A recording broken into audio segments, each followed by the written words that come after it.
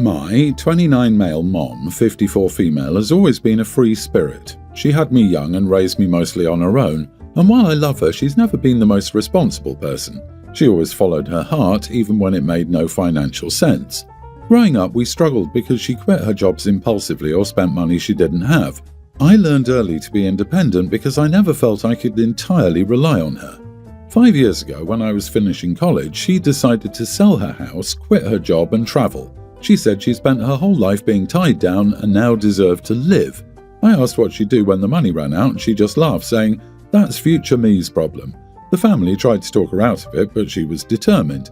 She sold the house, got rid of most of her belongings, and spent the next few years hopping from country to country, posting about her dream life on social media. Well, future her's problem has arrived.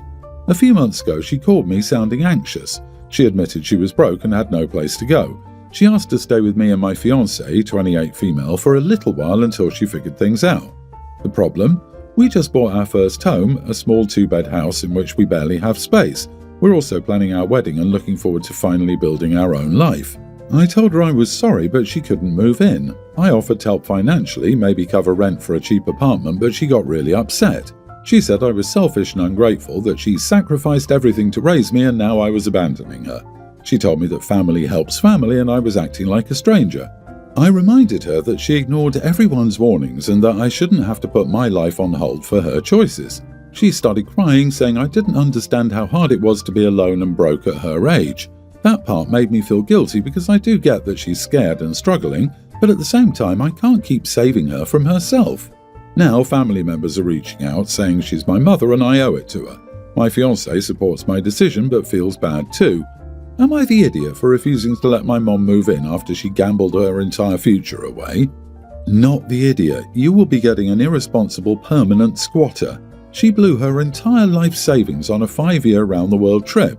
Your family wants you to take her in so they don't have to, and part of that is because it isn't going to be for a little bit. She has no money, so she will need to find a job and then find somewhere she can afford to live.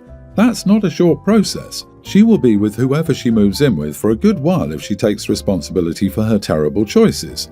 There will be no reason for her to find a steady job. If she moves in, she'll get little jobs here and then flit off to Greece or Machu Picchu. Her son will be her free home base so she can keep finding herself. Whoever takes her in is going to pay for her mistakes. In this case, free spirit is a euphemism for selfishness and irresponsibility. If OP asks her to step up and contribute, she'll scream about OP owing her. We can all see it. I wouldn't be shocked if this was the plan the whole time and the mom would say, "I'm going to blow all my cash and then OP will take care of me. It'll be fine." OP, she had you when she was 24 or 25. Really not that young. Everyone warned her how foolish and stupid this was, and her response was, "LOL, forget it," and ran off to do God knows what and who for years. You aren't her safety net, and you don't owe her for raising you. Though from the sounds of it, she half did that too, to go do whatever and or whoever she felt like at the time. Do not let her manipulate you into taking her in. At 54, she really should be financially supporting herself. I'm 35 male and my girlfriend 30 and I have been dating for 3 years now, and recently I was promoted in my job, which allowed us to buy our own home in the city. Now my girlfriend also works a high-paying job and we both handle the household chores. I take care of cooking and other stuff because I'm a better cook. She takes care of other things like cleaning, managing the garden, etc. Now I have 2 younger siblings. Let's name them Magnus and Iva, 18 male twins who recently joined a university in my city. Our parents both died during the global issue and our family home is in a little town. So because they're in the same city as me, I told them they should live with us in our house to save some money and that our house is not far from the university. They initially refused, but I persuaded them to live with us. They both said they pay some rent, but who takes rent from his younger brothers? I shared my plans with my girlfriend, which she was reluctant to initially accept, but said that if they pay for the food, water, electricity and laundry, she can let them stay. Now, I'm against this as I'm happy to pick up their side of the finances as I'm earning pretty well. It'll dip a little into my savings, but they are my brothers. She's against this, saying the savings are for our future and she wants to start family planning, maybe marriage in the near future. I told her that she could save a little more initially until I started taking on some side projects. She's been fighting against me since then and says that I have no right to take care of 2 more people. Now she's coming up with stories like they will use our house for parties, or will hit on her as they are at that age. She's been unable to listen for any reason, and having promised my brothers a place, I'm stuck in a bind. They'll be coming this weekend. Am I the idiot for taking the financial responsibility for my younger siblings?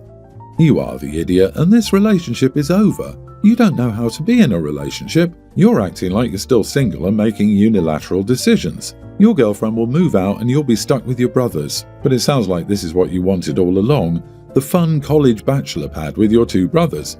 Your girlfriend will move on, find a more stable man, and she'll be married and settled while you're still indulging in childish things. You have chosen a bad path, and unfortunately it's too late for you. Don't expect an invite to your soon-to-be ex-girlfriend's wedding. It will be too late for you. Disagree, not the idiot. She's a girlfriend, not a wife, and she's being selfish to demand that his two literal orphan brothers pay rent, utilities and groceries while being college students. She also acts like her girlfriend status gives her automatic control over his money, and it's his home, he bought it. I say he should tell her, "Thanks for showing me you have zero empathy and love for what family I have left. It will allow me to move forward without you in my life. I'm not one to say break up, but this girl is not the one for him." It's fair enough to view the situation that way, but he says she has a high-paying job and his raise allowed us to buy a home. I think she's on the deed and the mortgage, and they bought this house together. This is her home as well, and they're planning a future together, so decisions must be made together before making commitments to other people. OP, you made a unilateral decision that greatly affected her life without consulting her. You're an idiot. You're also a crap partner. There was a discussion to be had before you promised your brothers anything. My dad's wife's family came to our house for dinner on Saturday. His wife and her sister ended up fighting over me, teen male, and my sister, young teen female. Her sister was calling my dad's wife delusional and mentioned that she's been married 3 times to 3 men who lost their wives and had kids. She said she was trying to live out her mommy fantasy that she can't have with bio kids, but she could never accept or see that none of her stepkids cared about her and that she only left her last husband when one of his kids pushed her down the stairs, and she always stayed longer and pretended she was a mom. She said it was clear to everyone except for her that my sister and I didn't want anything to do with her, and that she's holding on to a marriage where she'll be miserable when she realizes the 2 of us won't ever let her be our mom. Her sister also said the only difference between us and the old stepkids was the fact we didn't do everything we could to make her life heck to get rid of her, but we looked repulsed whenever she tried to hug us or wanted to spend time with us. She told her to open her eyes and get therapy. My dad's wife got upset and she said it was so mean and why she was humiliating her by throwing all that stuff in her face about her ex-husbands and ex-stepkids and not being able to have her own kids. It came up because my dad's wife talked about my sister's birthday coming up in a week and how she wanted a mom and daughter shopping trip for them. Her sister rolled her eyes and it started them off. My dad's wife was really upset, but I laughed and so did my sister. It was mostly how my dad's wife denied what her sister said, which made it seem like we loved her and that she was a real mom.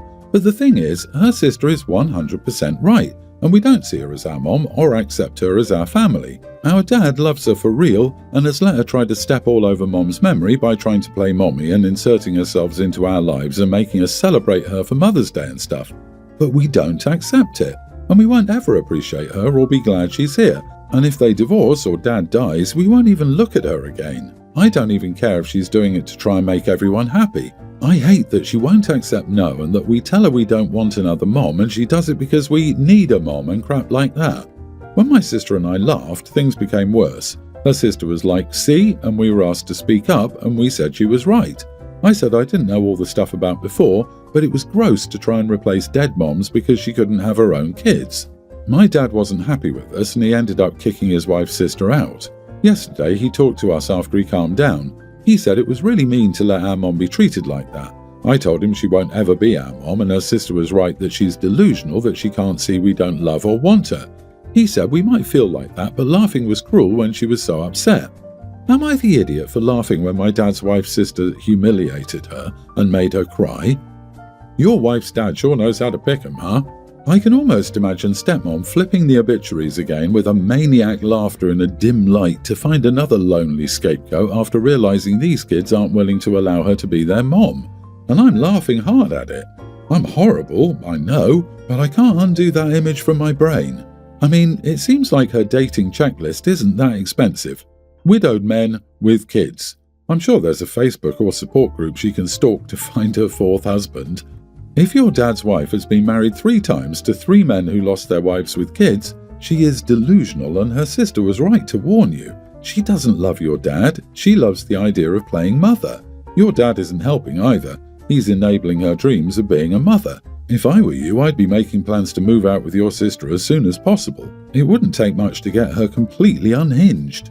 Not the idiot. It's crueler to constantly force 2 kids to accept a mother that they do not wish to have.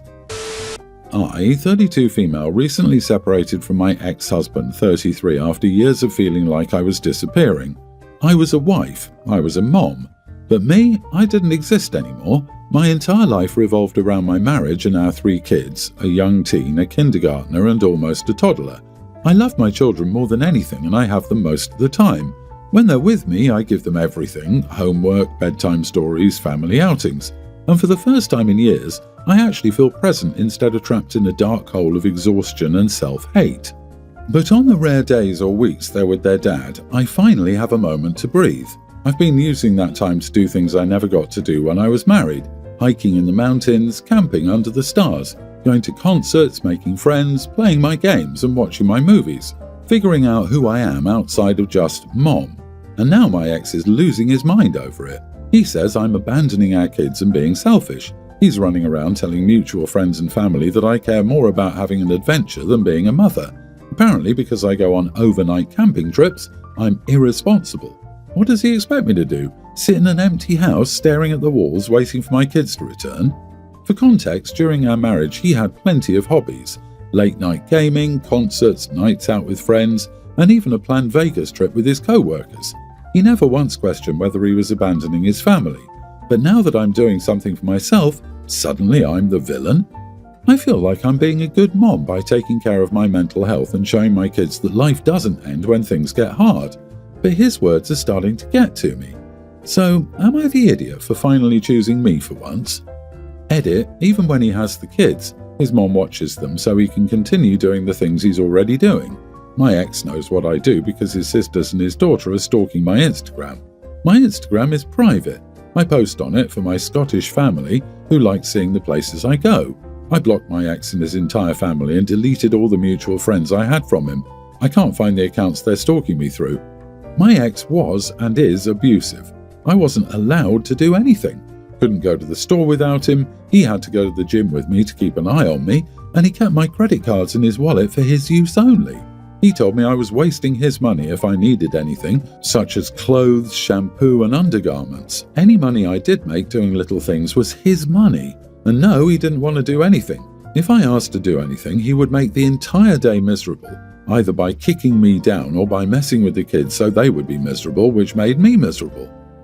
Not the idiot. What does he do when you have the kids? Lives the life of a hermit monk? And he dares to call you a bad mom? Wow. He barely even gets the kids, and when he does, he chooses to not spend time with them? Honestly, I'd love to say something if I were you, but is it worth it? Is it worth it to go Wagatha Christie on your potential Instagram mole? Is it worth wasting your breath on your ex or his family? You can, but I doubt you'll get the desired outcome or one that would be worth the time and effort. He's just angry and bitter and trying to bring you down, and he's going to try to poison the kids too. But you're finally free. Be free and live your life and ignore the noise. I get it. Your ex, if he's anything like my ex, is losing it because he assumed that you'd be a broken shell and that you would regret the divorce. Instead, you're thriving and he dislikes it, or better yet, hates it because he sees that he was never needed. Honestly, take it with a grain of salt and strictly talk about the children. If he starts in on your life, shut it down and end the conversation. I, a 34 male, have been married to a wonderful woman, 31, for 4 years now, who I absolutely love and adore. We'll call her Ashley. Ashley and I connect really well and have an excellent relationship. We dated as young grammar schoolers years before we got married. The only issue Ashley and I have that causes arguments is my relationship with my mother. Ashley accuses me of being a mama's boy because I call her daily to check in. Ashley says she isn't elderly or lonely, so daily calls from a grown married man to his mother are odd and a sign of codependency given the scenario. I text my mom if I travel far or fly when I land safely. She said that was fine when I was younger. Still, I'm a grown man now, and stuff like letting someone know you made it safely is reserved for your immediate family, wife, and any children you may have. That basically is wife privileges. She said it's a sign my mom treats me like a child. I told her this is how I always interacted with my mom, and my mom likes to know I'm safe. My wife says I'm enabling my mother's codependent, can't cut the apron strings behaviour. I'm listening to my mother's needs and wants and therefore putting her before my wife, but I don't view it that way. My wife is the mother of our beautiful toddler little girl. She's the one I share a life with, and I work hard to provide for her and our little one. I give my mom 10 to 15 minutes of attention a day compared to the other hours a day that are given to my wife. When I call my mom, I fill her in on my job and my life and what's happening, and again, my wife takes issue with this, saying I'm involving my mom too heavily in my life, and now that we're married, the shift has to happen. Am I the idiot for continuing to do things like let my mom know I landed safely despite my wife thinking I'm a mama's boy? Not the idiot. My husband called his mom every evening at 5. When she passed last spring, he cried every day at 5 because he would pick up his phone and realise he couldn't. Tell her to kick rocks and go call your mom. Man, I wish I had your wife's side of this story. Texting your mom that you landed takes all of 3 seconds. This has no impact on Ashley. But daily phone calls? When are these calls? When she needs your help or at a time it has no impact on her? I talk to my mother a lot, but daily is a lot. I don't have that much going on in my life to talk for 15 minutes every single day. So, yeah, I feel there's more to this story.